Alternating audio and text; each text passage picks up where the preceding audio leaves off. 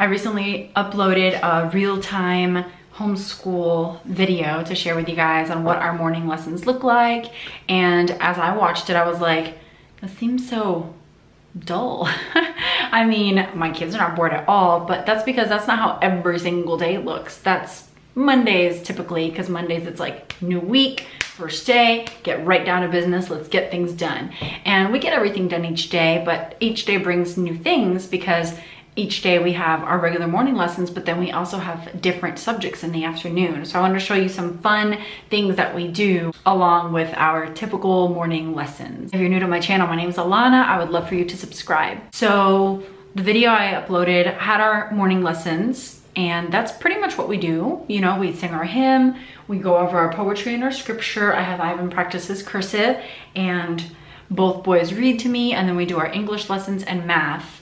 Most of the time we use our Math UC curriculum for math, but on occasion we'll do math bingo, which makes it just a different thing for the day. Maybe we'll do this in addition to what we're doing in the Math UC book. So they might do a worksheet and this, or they might just do this, or they might do problems on the board where I have them race up and see who can get the most answers the quickest, and just fun games like that to change it up. Also, writing the board is always so fun for kids because they only sit and write with pencil and paper, so that changes it up. I think pretty much anything that changes it up adds a little spice to it and they enjoy it. Something else that we do is utilize our fake money to practice counting money. We have all the bills and all the coins, and it's great to even set up like a little store and have them bring it to me and me tell them how much it costs, and they have to take out their money and give me how much it costs. So that's fun. And then I also just tell them, like, give me this much money or give me that much money, and they'll count it out. So that's something different and fun for math as well. Something else that you can easily utilize are flashcards and make a game out of it. You can do 2 stacks and see who can go through them the quickest and do some sort of math drill on paper, or you can see who gets most answers, and so you can hold the flashcards, and whoever answers, give them that card, and whoever has the most at the end wins. Or you can lay out all the flashcards and say, find one that equals this. There's so many fun things to change it up, and they're still practicing math. And of course, cooking in the kitchen with you, great math lesson and great time together. Then you get to eat whatever you make while you read.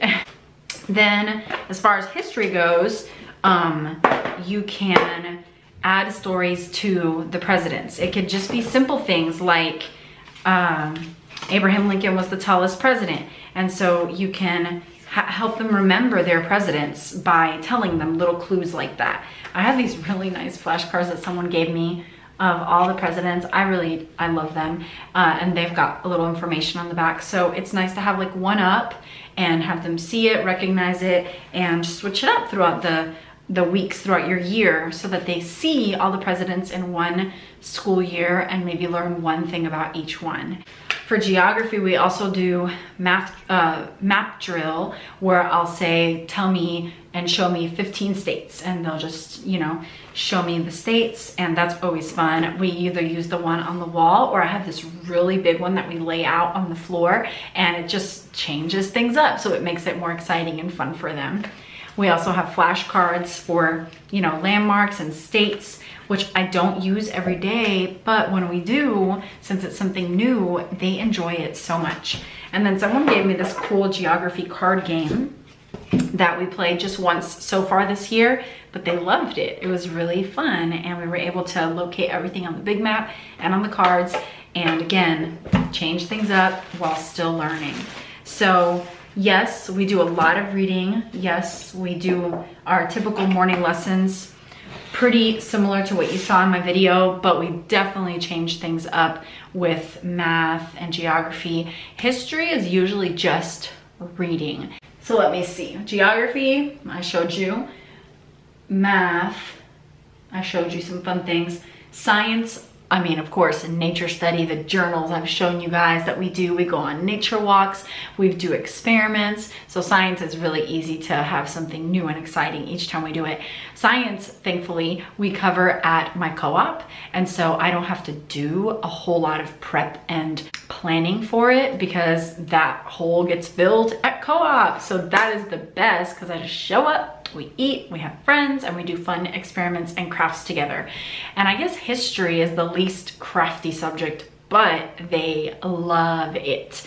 And we read and read and read, and they just love it. So I don't really do anything to change it up with history, but of course so much is intertwined into history. If we go anywhere, neat museums or locations that we've read about, then history comes to life, and that just makes it really neat.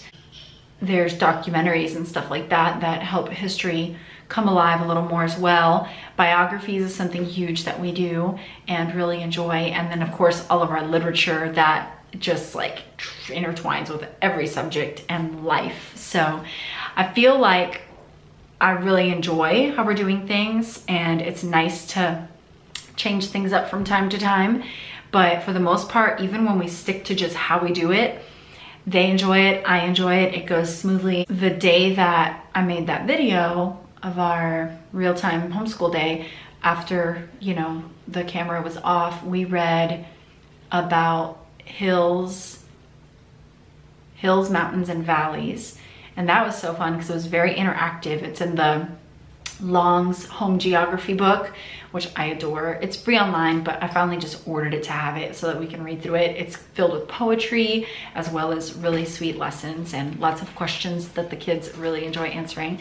And then we read a chapter from This Country of Ours, which was so interesting. And then I had them narrate. So pretty much they recounted everything to me that I had just read to them. And I was like, you guys were listening. Wow, it was a very exciting story. And then we read one chapter from Poor Richard, which is a biography of Benjamin Franklin, and has been so great with moral character building conversations. We have really, really benefited a lot from that book so far. So I'm thoroughly enjoying it, and so are they. So that was our school day. It was actually pretty fast and pretty short, but wonderful. And at the end of every school day, I tell them, boys, I love being your teacher. And they were particularly sweet after school today. They're like, and I love being your student, and just sweet. So it may not always be that way. I know that things will change a lot in the years to come with homeschooling as they get older, but for now, I adore it. They adore it. I cherish it. I have been so overwhelmed with gratitude to the Lord for how he has just orchestrated the way that I have grown through the years with homeschooling as being their teacher, how he has provided such a great community for me, and how he brought the Charlotte Mason method into my life without me even looking for it, because it has turned out to be so wonderful for our family. And just so thankful that he has taught me how to fight my natural tendencies of being very rigid, very structured, very organized, very by the book, to be so much more, yes, structured and disciplined and consistent, but laid back and flexible and free. And that provides such a pleasant atmosphere for my children. If it had been, you know, my natural tendency, I think that it would have been a really hard place for my children to joyfully learn. But by the Lord's grace, he has helped me so much to make it such a pleasant place. And that is only because what I've learned from talking to other homeschool moms that were way ahead of me before I even started, kind of like what I saw from other homeschool families that I didn't like and didn't want to look like or be like, and going into it with these things in mind of, okay, this homeschool mom said this, and that is gold. I'm hanging on to that. And I've shared some of those things with you guys in the past. You're the best teacher for your child is one of them. And you can't teach your children everything, but if you teach them the love of learning and the love of books, then they will always pursue knowledge and they can learn about whatever they want. That is gold. You know, yeah, you can't teach your children everything, but if you just give them the love of learning, then they are going to pursue knowledge, and that is wonderful. So that's like my philosophy on a daily basis. How can I make you love this? How can this be fun and wonderful? How can we not squash that wonder that children, all of us, are naturally born with when it comes to learning things? And I mean, it was squashed in me at a really young age. I didn't care at all about anything at school. By the time I was in middle school, I didn't care about anything at school except friends, popularity in my social life. And so I missed for 7 years great opportunities to learn from teachers for free. Missed out. Once college came around, I was a believer and I had a new mindset of life and realizing that wisdom and knowledge was valuable. And I went to a Christian college and I learned so much and discovered my love of history, which I didn't know I had before, probably because I wasn't paying attention. If I had been, I would have probably discovered it much sooner, but I loved what I was learning. And that's when things changed for me. And so if I had paid attention in middle school, maybe I would know so much more by now. Then the other thing, you know, before I was homeschooling, I had visited with several people that did homeschool, and just through casual conversation, I would hear things that made me like, okay, I am not allowing that to happen in my home. One in particular was that the child cried every day during math. And I was like, what? At 5? At 5, you're crying every day in math? Well, first of all, probably pushing too hard, you know? And I just knew, like, Lord, I do not want that atmosphere in my home. I do not want my children to look back and remember misery. I want them to look back and love what they had. Have I had hard days? Yeah. And 100% of the time, it's been my attitude, not the kids. 100% of the time. Either being impatient or frustrated or annoyed or whatever, in a rush.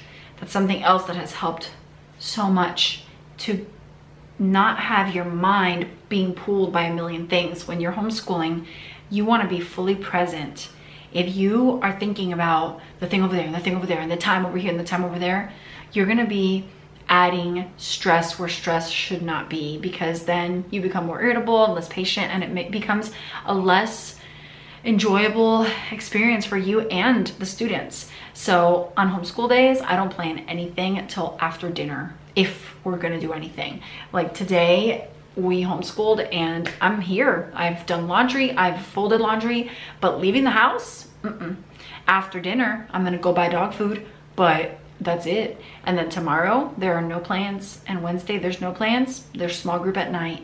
So if you just leave your days open for you to be at home with your children, homeschooling, things go so much better. So you got to figure out what works best for you. But for us, that has been what has worked best, and I've loved it. I hope this video is inspiring to you, motivating to you. I would love for you to subscribe and have a great day.